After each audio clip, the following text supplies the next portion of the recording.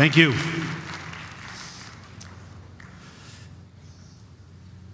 It's said that the Russian novelist Dostoevsky was not very fond of little children. And when he would meet a particularly annoying child, he would tell that child to go stand in the corner and try not to think about a white bear. This was a very cruel joke because in the 1800s, this was a very difficult thing for children to do. For better or for worse, it appears that this is going to get a lot easier because even under moderate projections, the shrinking of the polar ice is going to wipe out 2/3 of the polar bears on this planet in the next 40 years. The psychologist, polar bears are not going to be the only ones who suffer. It's going to be people too. We're going to see an increase in flooding. Cities that are lying low will be flooded. Island nations that we now have names for will disappear from the face of the earth. We're going to see droughts. Dry places will become even drier and large populations of people will have to leave. We're going to see hurricanes because when the oceans warm, we see an increase in storms. We're going to see fires because when forests dry, they catch fire.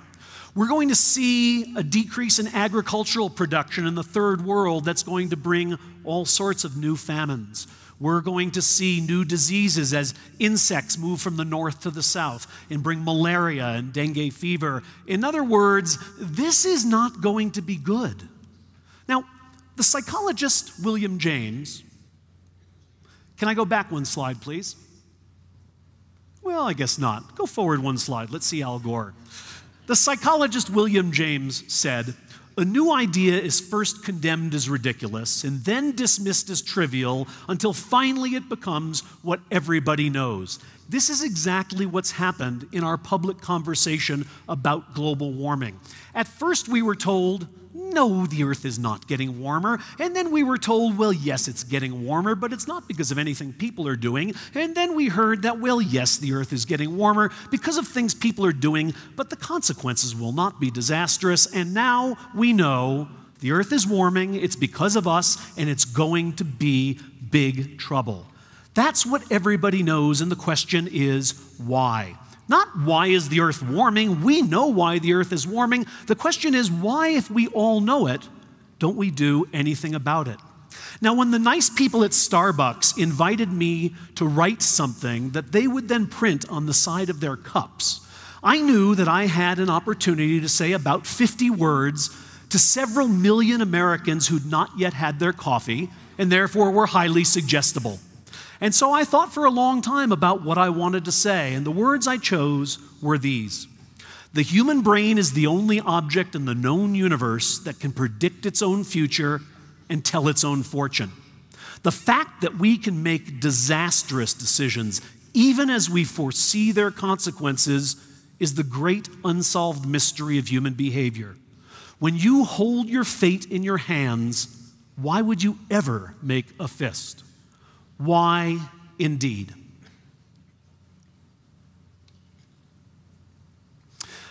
It's very odd because the human brain is very good at responding to threats. If right now a large cheetah bounded onto the stage, I'd be off the stage very quickly. If somebody shot a gun at the back of the room, this theater would empty. We're quite good at responding to threats. That's how we became the species that dominates the earth. The problem is that we're not good at responding to all threats equally. Some threats capture us in a way that others don't. Our brains were evolved to respond to threats that have 4 features. Threats that are intentional, threats that are immoral, threats that are imminent, and threats that are instantaneous. When we meet threats like these, we respond very well and very quickly. What I want to suggest to you is that global warming is a particularly pernicious, particularly dangerous threat, not only because of what it will do, but because it has none of these features and therefore sneaks in under the brain's radar. Let me discuss for just a couple of minutes each of these things. Now, the human brain devotes precious pieces of real estate only to things that are really, really important. So, for example, this part of my brain back here specializes. It's devoted to vision because being able to see really matters. This part of my brain, right here on the left above my ear, is devoted to language because language is critically important. The human brain does not devote particular pieces of real estate to things like shopping or watching television. Now, it turns out in the last 10 or 15 years, we've discovered something interesting, which is the brain devotes special real estate to understanding other human beings' minds. There are entire networks in our brains that are designed to care about only one thing, which is, what's that person thinking? What's that person feeling? What does that person want? What does that person intend? What is that person's orientation towards me? Because our brains specialize in processing information about other people, we are hypervigilant for that kind of information. So, for example, it's very hard to look at these common everyday objects and not see faces, because your brain is always looking for faces, always looking for signs of human agency. That's why you see faces when you look at clouds, but you never see clouds when you look at faces. You never look at somebody and their face looks like a cloud, but it's very hard not to look at a cloud formation like this and see the face of a human being. But this is also why we are uniquely concerned with some threats and not others. So, for example, most of us don't spend any time worrying about influenza. Influenza kills almost 500,000 human beings on our planet every year. Instead, we're concerned with things like underwear bombers. Underwear bombers, the death toll from underwear bombs is approximately 0. But the point is that we are captivated by the smallest intentional action in a way that we are never captivated by the largest unintentional accident. Just open up a newspaper and see how much space is devoted to these two kinds of threats. You'll see that the amount of space we devote to something like a thunderstorm that kills 50 people is approximately equal to the amount of space we devote to a suicide bomber who injures 7. If this plane had been struck by lightning and crashed into the building, we would all be sad. But not one person here would be able to tell me the date on which it happened. We remember this incident because it was intentional. The problem with global warming is it's not trying to kill us.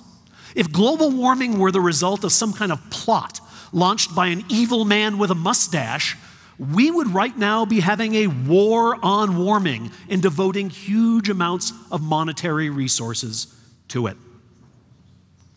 The second reason that global warming doesn't put our brains on orange alert, if you will, is that it doesn't ring our moral alarm bells. You know, global warming doesn't violate any moral sensibilities. It doesn't arouse moral emotions, and moral emotions are very powerful, and they have a logic all their own. For example, most of us are outraged by the possibility that somebody would eat human flesh, and we're against it even when the people who choose to eat it are eating people who chose to be eaten. We're outraged by the possibility that a brother and a sister might marry and have children. And we're outraged even when the brother and the sister were two babies who at birth were adopted by different families, grew up never knowing about each other, met as adults and fell in love, and only then found out that they were related. None of that matters because our moral emotions are aroused by these outrageous events. You know, almost all moral violations have to do with things that really concerned our ancestors. So, for example, every culture has rules about whether you can or can't eat a dog. Every culture has moral rules about whether two men can or can't get married. No culture has moral rules about whether you can or can't use your air conditioning. Global warming makes us worried. It makes us concerned. It could even make us angry, but it doesn't make us feel dishonored. It doesn't make us feel violated. It doesn't make us feel nauseous. It doesn't make us feel disgusted. And that's a problem, because as a result, we just can't work up a big head of steam to do anything about it. You know, the truth is that if gay marriage caused global warming, right now there would be hundreds of millions of people in the street demanding that the government take action to do something to stop it. The third thing about global warming to note is that it isn't imminent. The human brain is very good at responding to clear and present dangers. If a car came hurtling towards you, you, like the man on television, without thinking, would jump out of its way. You can thank your brain for that. The human brain is great at looking out at the environment and finding out if something there is going to threaten our well-being. In fact, that's basically what brains did for hundreds of millions of years. They were very sophisticated get-out-of-the-way machines. They scanned the environment looking for things out of whose way they should right now get. And then, just 2 million years ago, something remarkable happened. The human brain tripled in size, and most of the growth in the human brain occurred in a new structure called the frontal lobe. What does the frontal lobe do that made nature so eager for you to have one that it did a complete architectural overhaul of your skull? Well, the frontal lobe does a lot, but one of the things it does and does uniquely is it allows you to think about the future. As a result, you don't just get out of the way of things that are in your environment, you get out of the way of things that are coming but have not yet arrived, because you can consider tomorrow. Now, this is a remarkable gift, responsible for many good things, but it's brand new. It's basically still in beta testing. Look at the human brain and you see that all of the area in gray is devoted to processing information about what's happening right here and right now. And just the surface of this area in orange is devoted to thinking about everything else that will happen for the rest of time. That's right, this much for now, this much for eternity. That's why, by virtually any measure, human beings seem less concerned about the future than they should. They value the future far less than they value the present.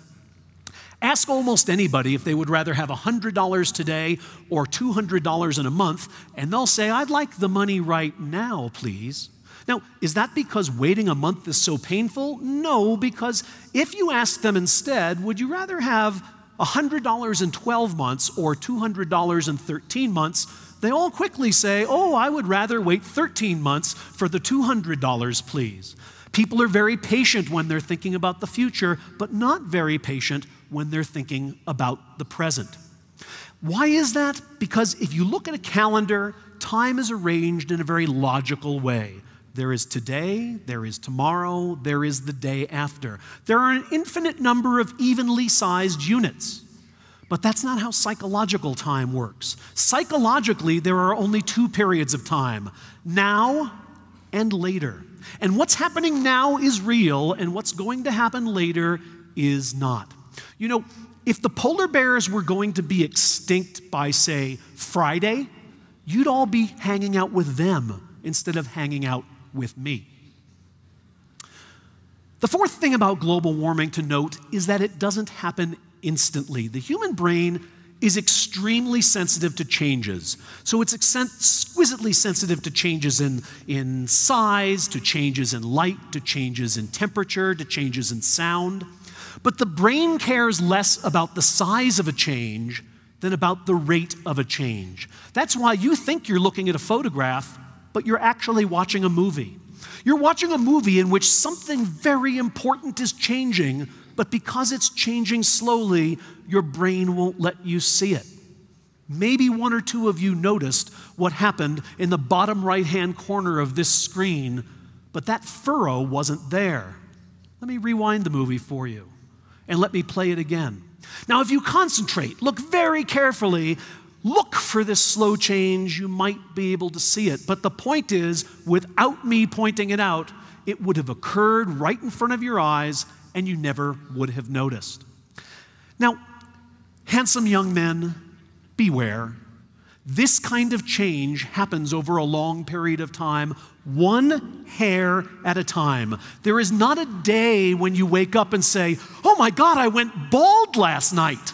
In fact, if you don't have a photograph or you don't have a wife, you might not even know it happened to you because it happens very slowly.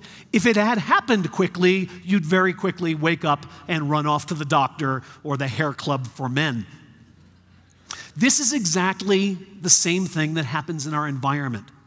Our air is getting worse to breathe, our water is getting worse to drink, but it happens a day at a time. We now see signs that tell us, don't eat fish from this river. We hear news reports that tell us, don't go outside today and breathe the air. For those of you who are very young, this is just the new normal. For people my age, back when I had hair, this only happened in science fiction movies. It was unheard of. But because it's happened so gradually, we barely see it, we barely notice, and it doesn't rouse us to action. You know, when a company spills 1,000 barrels of oil in one day, we make big signs and protest. If a company spills 3 barrels every day for a year, nobody cares. The environmentalists like to say, global warming is happening too fast. No, it's not happening nearly fast enough. Because if it were happening more quickly, we would be paying attention. The bottom line is this: we are the progeny of creatures for whom the biggest threat to well-being was a man with a stick. And we respond as they would when we see a man with a stick. When we see evildoers appear instantly in the here and now and try to harm us, we do just what our ancestors would do. We respond with firm resolve and crushing force. Think about how we respond to terrorism. Terrorism has all 4 of these features. It's done intentionally by people who are immoral. It's happening today. And so what do? Well, we spend billions of dollars and relinquish all of our civil liberties just to fight it. We will change the Constitution to fight terrorism, but we won't change our light bulbs to fight global warming. Does that mean that there's a 5th eye missing from this discussion? Whoops, that doesn't go backwards. Does that mean there's a 5th eye missing from this discussion? That global warming is inevitable? No, not at all. Why? Because there are limitations on the human brain, but we are not one human brain. We are many. Look, it's true that we are living in a very modern house with a very old alarm system that's not very good at detecting the newest and the latest threat. But that's okay because we're not living there alone. Nature has given us a gift that can compensate for these deficits. And that gift is our ability to cooperate. We are the hypersocial species, and no animal can cooperate like we can. People together, when you put brains together, they can solve problems that no single brain can solve alone. You know, when we're alone, we're selfish, but when we come together, we somehow manage to take care of the sick and the poor. When we're alone, we're impulsive. But when we come together, we somehow are able to be patient and plan for the future of our communities and our country. When we're alone, we invent great things, like buttons. But when we're together, we invent great things like justice. The point is that the disastrous consequences of global warming are by no means inevitable. We can solve this problem. What do we have to do? Just one thing. Try. Thank you.